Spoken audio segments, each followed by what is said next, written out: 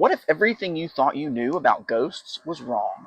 It turns out the Bible has a lot to say about what happens after we die, and it might just challenge some of the most popular cultural beliefs about ghosts and the afterlife. Hi, my name is Casey. I'm a former pastor with over 20 years experience in the ministry and/or in training for such.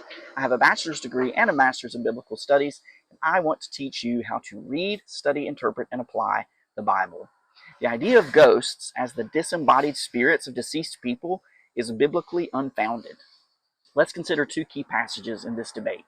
Hebrews 9:27 states, "It is appointed for man to die once, and after that comes the judgment." Also, Jesus' story of the rich man and Lazarus, found in Luke 16, further illuminates this fixed reality. It illustrates a great chasm between the righteous in paradise and the unrighteous in torment that prevents any movement or interaction between the two realms. This signifies a fixed, unchangeable location for the soul immediately after death.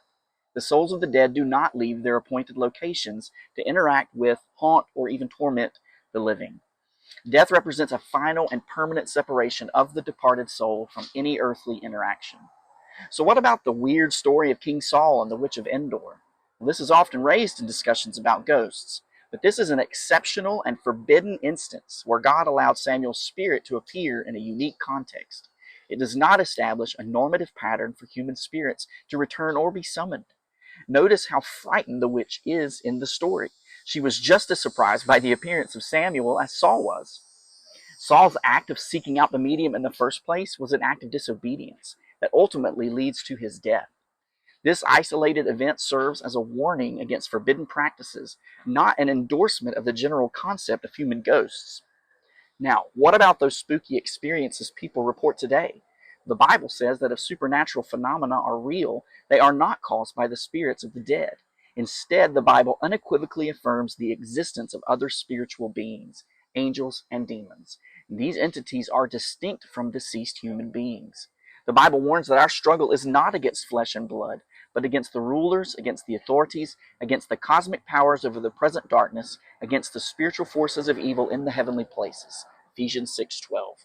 This suggests that any perceived ghostly activity is actually demonic deception or influence. The devil and his demons are our true spiritual adversaries. This biblical framework shifts our focus from fearing deceased human spirits to recognizing and confronting the real spiritual adversary. It grounds our understanding of the unseen world in biblical truth rather than cultural superstitions. Hey, drop one question you have about ghosts in the comments. Also be sure to like, share, and to follow.